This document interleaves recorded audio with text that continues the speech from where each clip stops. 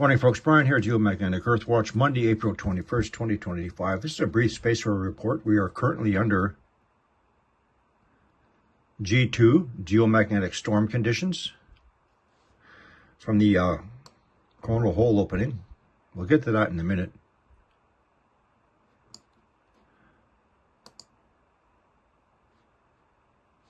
Let me refresh this. So we're borderline G2 right now, and this is originating from, I'm not going to do any cleanup editing on this, coronal hole opening, releasing the faster solar winds carrying the charged particles. I'll explain later on this evening the difference between this and flares and CMEs. Basically, this is a long duration event. Another thing to keep in mind,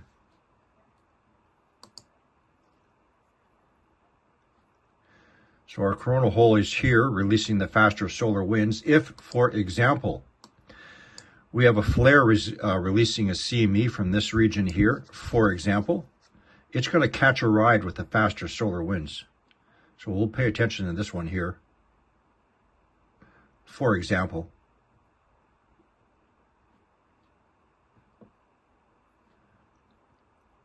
take a look at our current magnetopause model. I'm going to run this. So this yellow line is the magnetopause, the outer edge of our protective magnetic field, magnetosphere, planet Earth, rotating satellites. Let's play it. We're getting up to 700 plus kilometers per second. Speed is up here.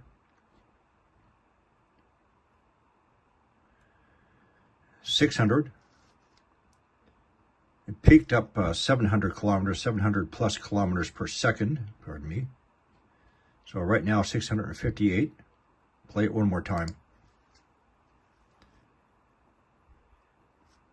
So this is a compression, a sustained punch onto our protective magnetosphere. You may be feeling it. More of a frontal lobe compression, perhaps, and so on. Let's take a look at our dayside impact, and guess where, again. So our storm started, again, West Africa, Mali region. It's crossed over the Mid-Atlantic Ridge and is currently right here. So once again, and by the way, for the third time in a week or just over a week, this one particular buoy here, north of Puerto Rico, has gone into event mode. Very, very little movement. Again, these are anchored to the ocean floor. Any motion on the ocean floor is going to put it into event mode. Very little. Nevertheless, it's gone into event mode again.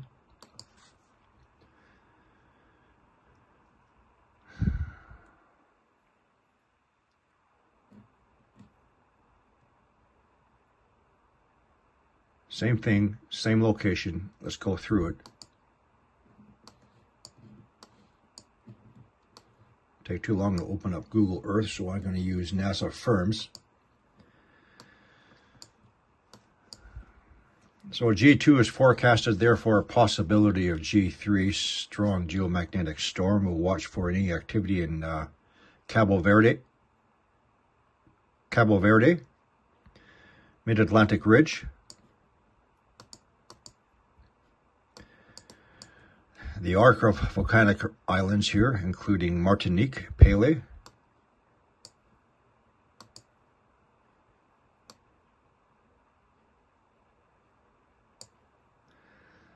maybe we'll have an increase in pulling up the magma in the Bahamas region, heat. We'll watch for any earthquake responses in this area here, the middle of the plate, down here,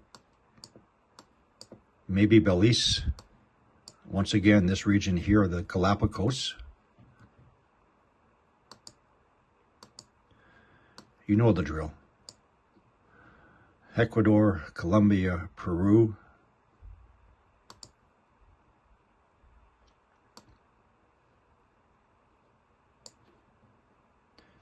So this is different.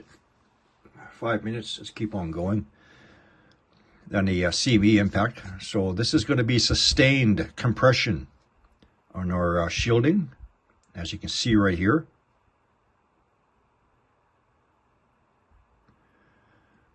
If it gets any stronger or faster, it may affect some of our satellites.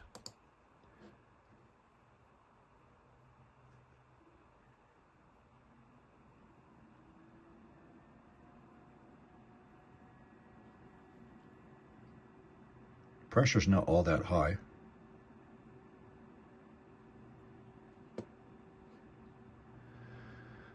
Let's do a refresh.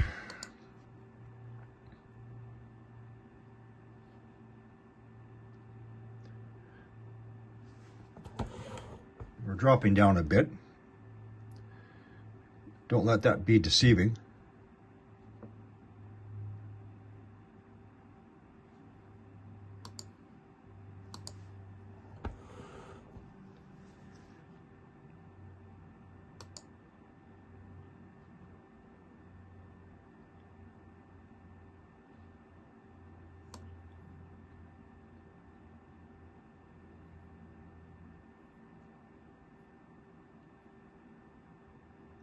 So currently it's not all that strong.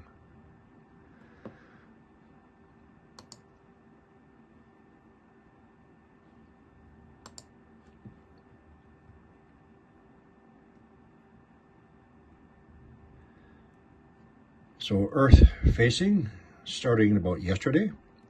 Takes some time to reach us. It is reaching us now.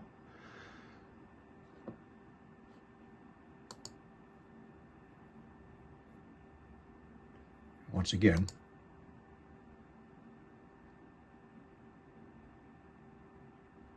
if these two regions, the positive and negative, connect, it throws a CME at us. It's going to catch a ride with the faster solar winds. We're going to get a double whammy.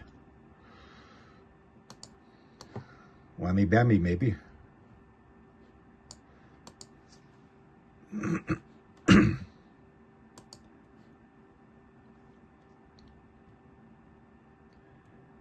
So let's just say,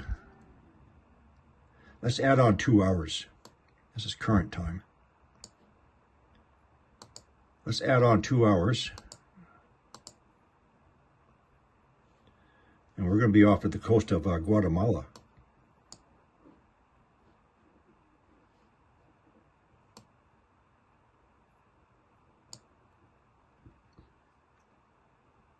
If you want to just wait with me for a minute, I have to go by memory.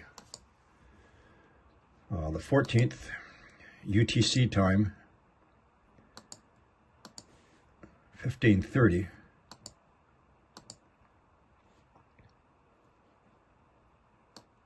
Okay, this is correct. So the Blue Origin little tourist flight, and how one of the persons who thinks she's an astronaut now, no, she's not. She was saying that she sees the moon and it's almost full. She sees the moon. This is the time of the launch, UTC time. The moon was on the other side of the planet, people. Over Australia. Regardless of the altitude, which is 3 to 4 minutes at altitude before they started their descent, you can't see the moon. Fools. Anyway. Had to throw that in there.